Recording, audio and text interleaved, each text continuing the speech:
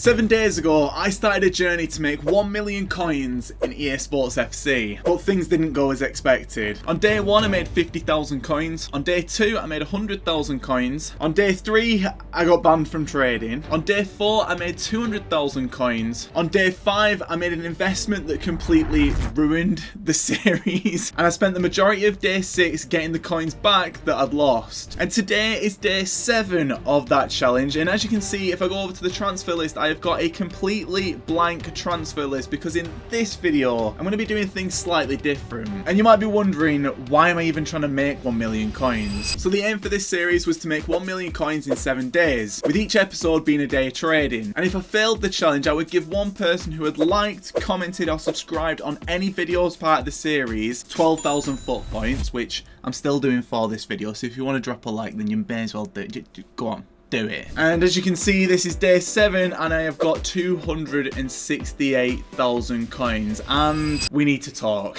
If you want to build the best team possible in EA Sports FC, make sure to go and buy some coins from Mule Factory and use the code LECOINS5 for a discount. So like I said, boys, this is episode 7 of that series. Now, what I could do if I wanted to was sit here for another 12 hours and just sit and refresh on all the filters that I've used, talk about a load of different methods that I'll be using and just vibe with it. And hopefully I'd make 1 million coins, but that's not what I'm going to be doing in this video. So in this video, what I'm actually going to be doing is talking about the things that I wish that I'd done as part of this series and look back to see why things went wrong. So to start off with, I want to show you the first method that I would use a hell of a lot more had I done things differently. Now, the reason why I think that things went as bad as they did do is because I was using a lot of old methods. Now, there's nothing wrong with using old methods. The methods that I'm about to show you still work, but the issue is that there's so many different ways to make coins in EA Sports FC, and I will get into those later on in this video, but in the meantime I want to show you the methods that I was using which I found really good to use, and I'll be going in depth with a ton of these methods in videos in the future. So the first method we're going to use is going to be quality gold rare, chem style is going to be shadow,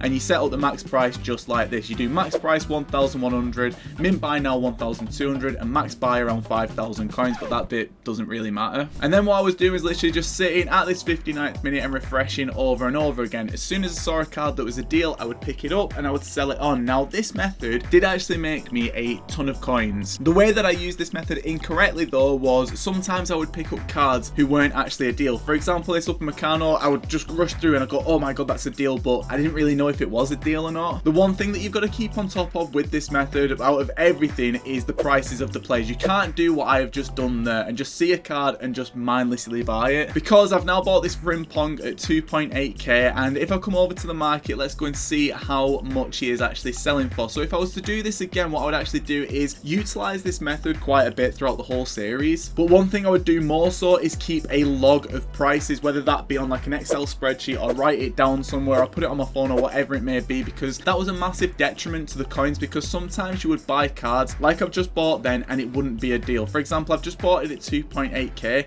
he's not selling at 2.9, so the one I've just bought isn't a good deal. So then now what you find yourself doing is selling players for a bit cheaper than what they actually go for, when in actuality you're probably better off just not buying the card in the first place and learning about the prices. And keeping on top of prices is something which has been a massive issue for the whole series. So now with this one, I would just list it up at 2.8k and I would take a loss on tax, which would probably be around 200 coins there or thereabouts. And then what you've got to do is come back over to the transfer market and try and make yourself some more coins. And don't get me wrong, this wasn't the only mistake that I made as part of this series. So another method that I used a ton in this series was this method right here. It was special, and then coming over to this min buy now, setting it to 10,250, coming over to the max buy now and setting it to shadow or hunter. Now don't get me wrong, this method works, right? It does work, sort of. Now it's very time dependent when you use this method, because one day this method could be working really well, like so well, but there might be other times when this method doesn't really work too well. And I'll be honest, today is one of those times, because as you can see, I've got a ton of these cards on the market.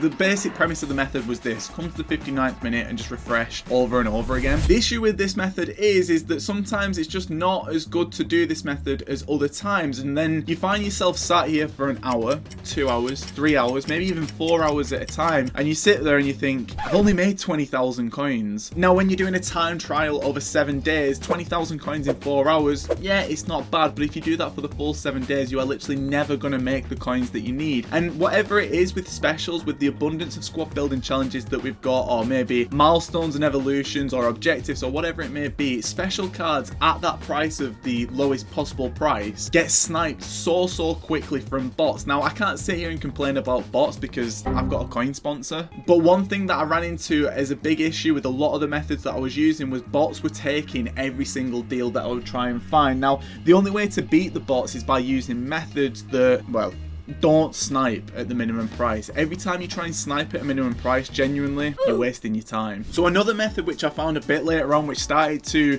it was just a really good method eventually. Like, I never really got there in time though, and I did use it for a short while, but it was basically this. Now this method is complicated, and I'm going to obviously do a full video about this at some point. I'm not going to go into it in too much detail in this video, but genuinely this method, in my opinion, was really good. And if I'd found this method earlier, or if I'd started to use this method earlier, I would have made probably about 5 times the coins from trading with special cards. So you go and set the price up just like that, and then what you do is you go and scroll over to the 59th minute, which is what I was doing in pretty much every single episode. And then what you do is you would sit, once you try and whittle down everything, and you would sit and try and get yourself some deals. Now the issue that I was running into was very similar to the gold shadow method, was I don't always know the prices. So every single time when I was doing this, sometimes I was guessing, sometimes I was just buying whatever I saw, when in actuality what I probably should have been doing was learning how the market worked, learning the player prices. And if you use this method of just sitting here and refreshing over and over again, you can make yourself genuinely not just 20,000 coins in 4 hours, we're talking 20,000, 30,000, maybe even 40,000 coins per hour. One of the best deals that I got as part of this series was with this dirt cow right here.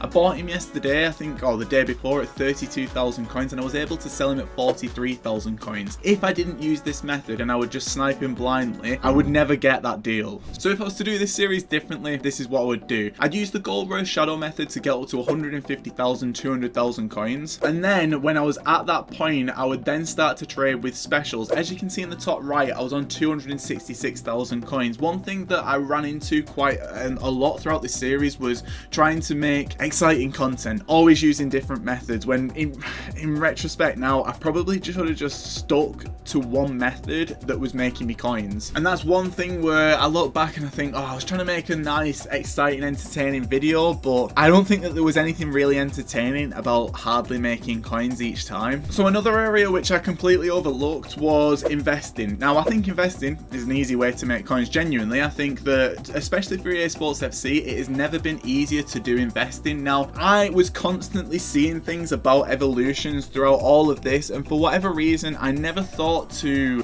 capitalize on that, again because I was trying to make videos based on methods that I thought that you guys could always use. One issue with the series in general was that I was recording it, editing it the next day, or my editor was editing the next day, and then by the time the video came out, it was already out of date. Now I'll go into this specifically again in another video, but there has been a ton of opportunities for investing in evolutions, but for one reason or another, I just didn't really take that opportunity. For example, we had the Centurions upgrade, and I probably could have done investing around this and sat and bought a ton of Centurions at the lowest price they were, which was around 11,000 coins. They eventually went up to like 20,000, 25,000 coins, with other players like Lewis Dunk going even higher. But for one reason or another, I either didn't have enough coins, or I didn't really know what I was doing, or I wasn't really keeping up to date as much as I probably should have been, because I was sat trading genuinely. There was times where I was sat here trading for maybe like 7, 8, 9 hours, and when you sat there recording for such a long time, I don't want to sit here and moan, but it's very tiring, and I wasn't really looking at Twitter because I was trading, so I would be watching something. I hope that makes sense. So this is definitely an area that if I could go back, I would go to. I would go and do investing around evolutions.